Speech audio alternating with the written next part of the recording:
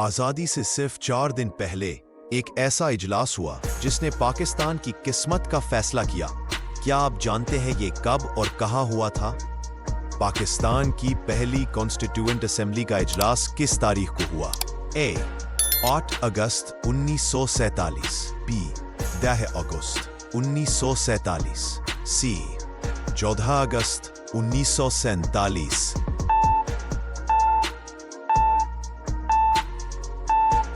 दुरुस्त जवाब बी 10 अगस्त। ये इजलास आज़ादी से सिर्फ 4 दिन पहले कराची में हुआ था। सवाल, पाकिस्तान की पहली कॉन्स्टिट्यूएंट असेंबली कहाँ मुनक्कद हुई थी? ए लाहौर, बी कराची, सी इस्लामाबाद।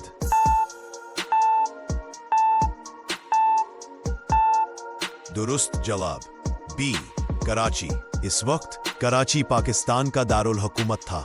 सवाल, पहली कॉन्स्टिट्यूएंट असेंबली के इजलास में किसको सदर मुंतखब किया गया? ए लियाकत अली खान, बी मोहम्मद अली जिन्नाह, ख्वाजा नाज़िमुद्दीन।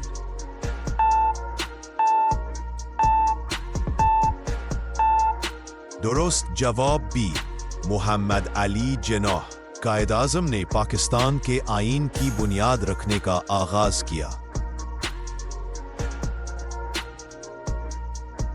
ए लियाकत अली खान, बी मौलवी तमीज अद्दीन खान, सी सरदार अब्दुर्रब नश्तर।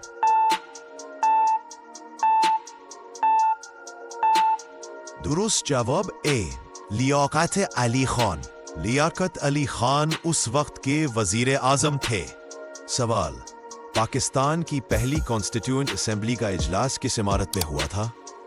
ए Sindh secretariat, B freemason hall, C Sindh assembly building.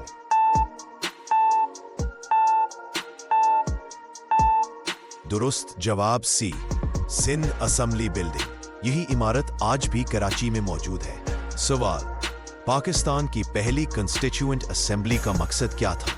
ए नया आईन बनाना, बी कौमी गाने की तैयारी, सी कौमी खेल का इंतखाब।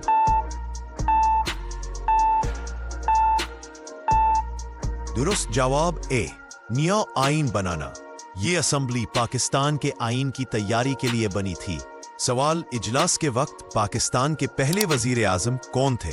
ए मोहम्मद अली बोगरा, बी लियाकत अली खान, ख्वाजा नाज़िमुद्दीन।